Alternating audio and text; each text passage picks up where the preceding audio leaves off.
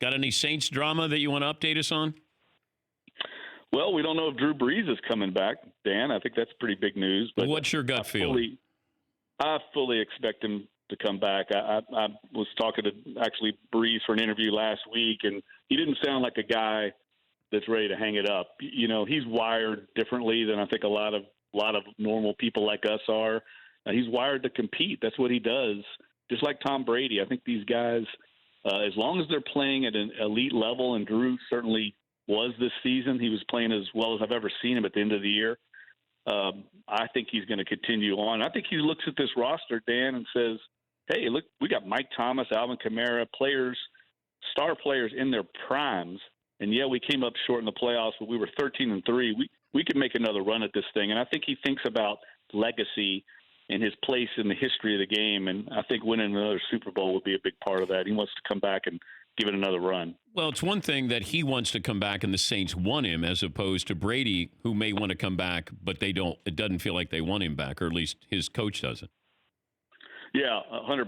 I think no one in the organization wants anything more than Drew Brees leading them. I mean, he's such a powerful force in the organization. Everyone in the club is in awe of Drew Brees, and the whole offense, the whole team is built around him.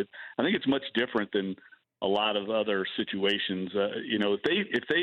If and when Drew Brees finally hangs it up, it's going to be a major overhaul, not just on the field, but off the field, with everything that he does for the organization. He's basically the face of the franchise.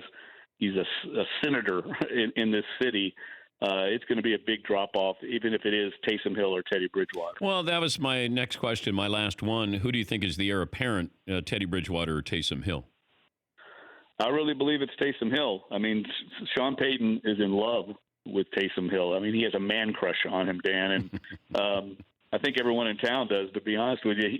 He's such a unique player, and he said before, Sean Payton has said, the heir apparent is in the building, and he means Taysom Hill. I think he's intrigued by the challenge of building an offense around a different kind of quarterback, very similar to he's compared him to Steve Young. Steve Young got his really start in his career with the 49ers and blossom late in his career, much like Taysom Hill, who's 30.